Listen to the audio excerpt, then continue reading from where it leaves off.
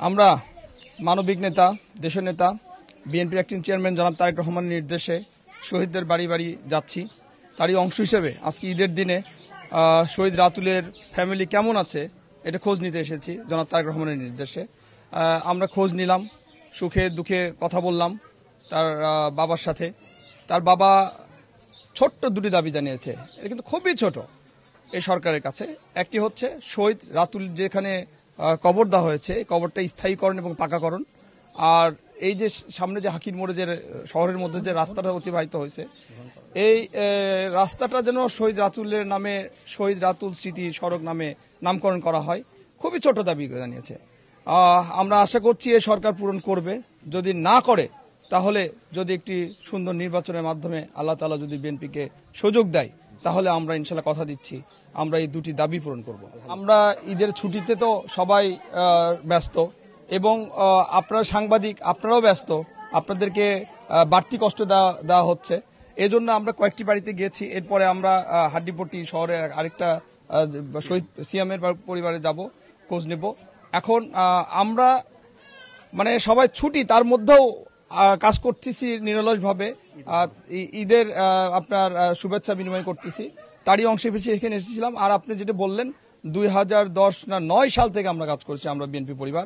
আমাদের সংগঠনটির প্রতিষ্ঠা বার্ষিক হলো সেই দিন। আমাদের 1 বছর হলেও আসলে 2009 সাল থেকে আমাদের কাজ চলতেছে। আর আপনাদেরকে আরেকটি তথ্য জানাই, সেটা হচ্ছে আমরা 51 থেকে 52টি জেলায়, কোন কোন জেলায় 2বার 3বারও গিয়েছি। যেমন রাজশাহীতে আমরা 3বার প্রোগ্রাম করেছি। আবার আপনার ঢাকাতে তো 19টা স্পটে প্রোগ্রাম করেছি। ঢাকাতে আরো আমাদের 5-7টা স্পট আছেই, এর মধ্যে 4-5টাতে আমরা যাব। আমরা কুমিল্লা বাকি আছে, জয়পুরহাট বাকি আছে, নওগাঁ বাকি আছে, এগুলোতে যাব। তারপরে আমাদের চট্টগ্রামে বাকি আছে, চট্টগ্রামে যাব। তারপরে আমাদের প্রোগ্রাম আমাদের চলবেই। আমাদের এই সংগঠনটি মানে প্রতিষ্ঠিত হয়েছে এইসব মানবিক কাজের জন্য। আমরা কাজ করে যাব যতদিন বিএনপি আছে, যতদিন বাংলাদেশ আছে।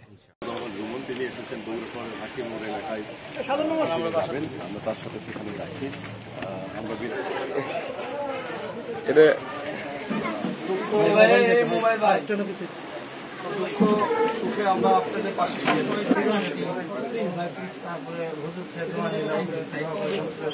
ওই মাদ্রাসার মাঠে সবাই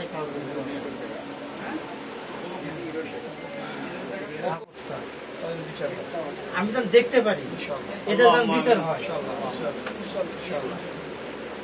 যদি এই বর্তমান সরকার নাও করে, পরবর্তী সরকার যদি সরকারের কাছে একটা একটু ধরেন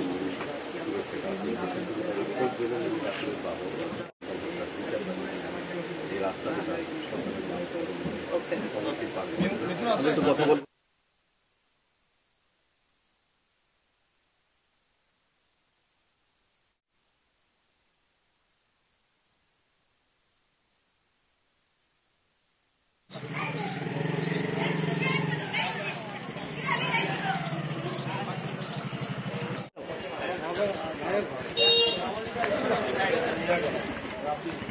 যাবে।